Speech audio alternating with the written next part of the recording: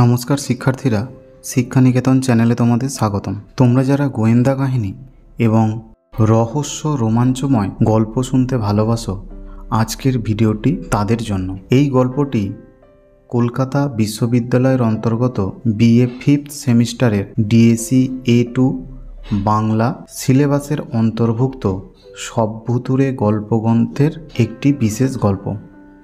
গল্পটি তোমরা মন দিয়ে শোনো, অবশ্যই গল্পটি ভালো লাগবে। আজকের গল্পের নাম ভয়। গল্পটি পাঠ করেছে অনন্যা পাত্র। ছাপাখানাটি খুব ছোট হলেও সারাদিন সেখানে কাজ হতো। ছুটি হতে হতে সেই সন্ধে হয়ে যেত। ছাপাখানার পাশে একটা চায়ের দোকান ছিল। 20 পয়সা দিলে 1 ভাঁড় গুড়ের চা আর ঝাল ঝাল আলু চচ্চড়ি দিয়ে মোটা একটা হাত রুটি পাওয়া যেত। খেয়েই বঙ্কু রওনা দিত। 2 বাড়ি, তারপরেই বন। এসব জায়গায় কোথায় শহর শেষ হয়ে বন শুরু হলো বলা মুশকিল। শহর বলতে অবশ্যই খুবই ছোট শহর, গ্রামও বলা চলে। তবে ছাপাখানায় অনেক বাইরের লোক কাজ করত। তারা ওই গ্রামেই থাকত। গ্রাম বললে চটে যেত, বলতো ছোট শহর। বনের মধ্যে শালগাছি বেশি, মাঝে মাঝে পলাশ, মহুয়া, শিমুল, বুনোতাল। দিনের বেলায় চমৎকার, সন্ধে হলেই মুশকিল। ছায়া ছায়া অদ্ভুত সব শব্দ। গুরু শিষ্য পেঁচা ডাকে। বনের নাম ঘনার বাদা। এককালে এখানেই কুখ্যাত ঘনা ডাকাতির আস্তানা ছিল। সে প্রায় 100 বছর আগে। তখন কি দিনে কি রাতে কেউ পারলে এ বনের ধারে কাছে আসতো না। রাতে এখনো আসে না। দিনে মধু আর আঠা নিতে এলেও রাতে আসে না। ঘনা নাকি এখনো ডাকাতি ছাড়েনি। অনেকে নাকি দূর থেকে তাকে দেখে অমনি চোঁ চোঁ দৌড় দেয়। বঙ্কুর নাইট স্কুলটা বনের ওপারে। লেখাপড়া শিখতে হলে কষ্ট করতে হয়। বাবার ডান পা কাটা গেছে। পেনশন যা পায় তাতে ওদের চলে না। তাই বঙ্কুকে ওদের হাই স্কুল ছেড়ে এই নাইট স্কুলে পড়তে যেতে হয়। অন্যদিন সঙ্গে লখা থাকে। ওর বন্ধু লখাও ছাপাখানায় কাজ করে।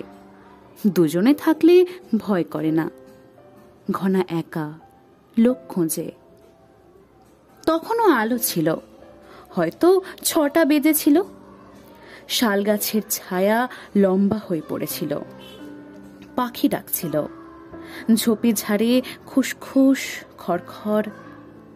বঙ্কু আধ ঘন্টার মধ্যে বন পার হয়ে বন বিভাগের আপিসের গায়ে লাগা নাইট স্কুলে পৌঁছে গেল।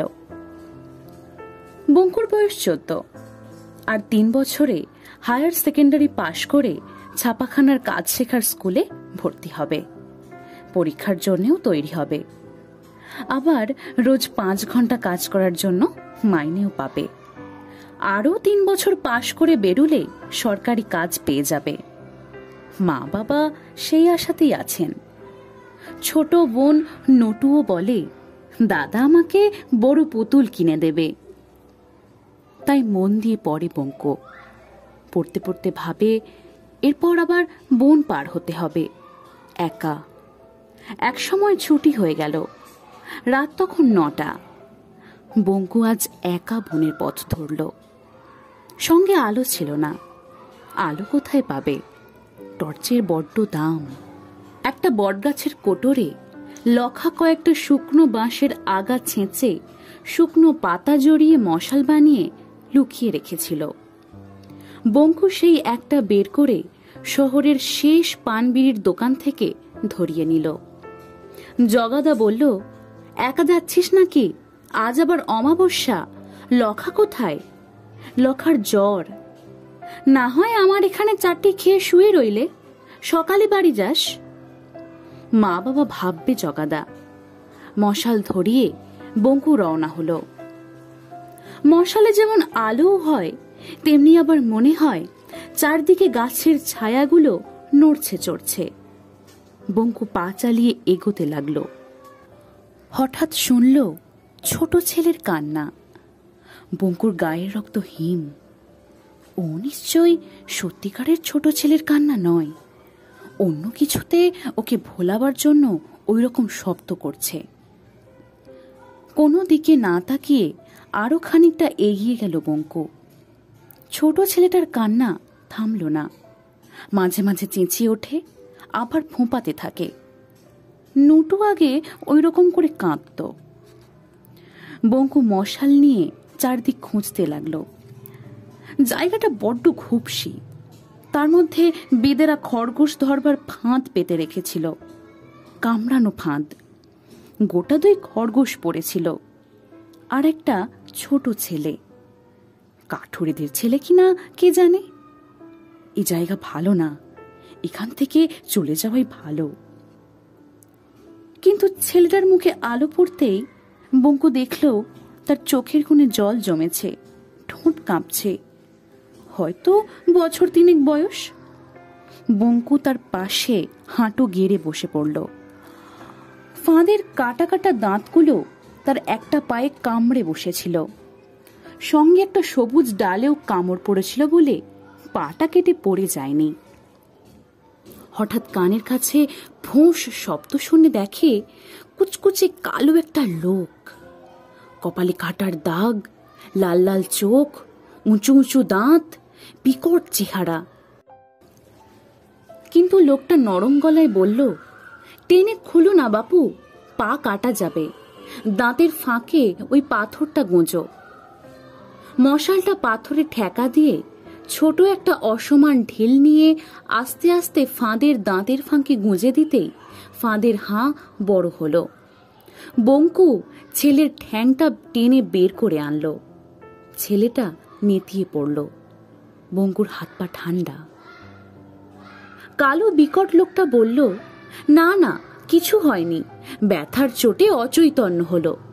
ওই যে তোমার ডান হাতে ছোট ছোট পাতা দেখছো, ওই খানিকটা পাথরে ঘষে লাগিয়ে দাও, দেখতে দেখতে ঘা সেরে যাবে। তাই করলো বঙ্কু। লতা দিয়ে জড়িয়ে বেঁধে দিল। তারপর ছেলেটাকে কোলে করে উঠতেই লোকটা বলল, আমার পাটা কেউ বাঁচায়নি গো, আঙুলগুলো সব কাটা পড়েছিল।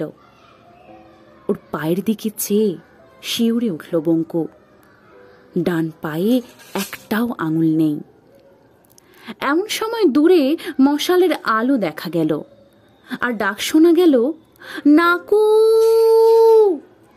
হারে নাকু রে।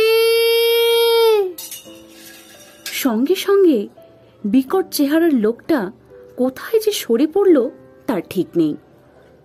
ছেলেটাকে খুঁজতে এসেছে গাঁয়ের লোকেরা, সঙ্গে সঙ্গে এসেও পড়ল।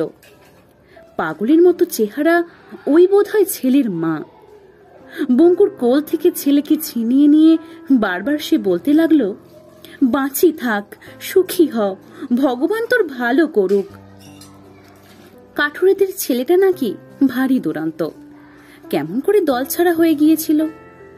তারপর হাসতে হাসতে সবাই দল বেঁধে গ্রামে ফিরল।